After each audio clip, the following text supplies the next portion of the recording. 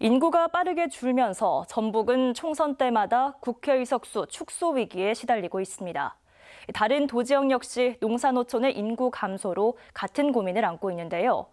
지역 정치권이 농사노촌의 지역 대표성을 반영하기 위한 입법 절차에 잇따라 나서고 있습니다. 정원익 기자입니다. 지난해 12월 중앙선거관리위원회 선거구 획정위는 전북의 의석수를 10석에서 9석으로 줄이는 획정안을 국회에 제출했습니다. 전북 정치권은 발칵 뒤집혔고 여야 간 치열한 공방 끝에 석 달 만에 10석을 되찾는 우여곡절을 겪었습니다. 인구 감소로 선거 때마다 이 같은 일이 반복되자 전북 정치권이 22대 국회에서는 일찌감치 나섰습니다. 지난 7월 민주당 박희승 의원이 가장 먼저 3개 이상 시군이 합쳐진 선거구는 인구 기준 하한선을 더 낮추는 법안을 발의했습니다. 뒤이어 이원택 의원은 선거구를 현행과 같은 인구수가 아닌 18세 이상 유권자 수로 바꾸는 개정안을 내놨습니다.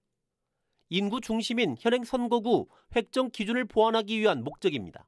영남, 호남, 충청, 강원, 제주 등 지역의 대표성, 지역의 이익을 지킬 수 있는 정치 체제가 확보가 되어야 된다는 절박한 바람 속에서 최근에는 민주당 정동영, 윤중병 의원도 나섰습니다.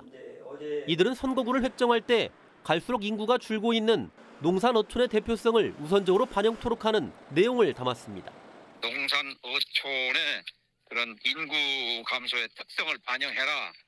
이런저런 법안들이 이제 통합돼서 병합되어서 나중에 심의가 되니까 법안이 여러 개 나오는 건 좋죠.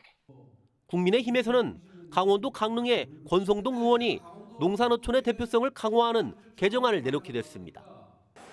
농산어촌의 소멸 위기가 갈수록 커지고 있는 만큼 인구 중심의 현행 선거구 획정 기준은 수도권과 지방, 도시와 농촌의 의석 편차를 키울 수밖에 없는 구조.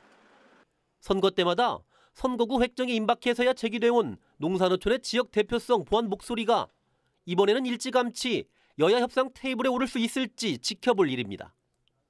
JTB 뉴스 정원익입니다.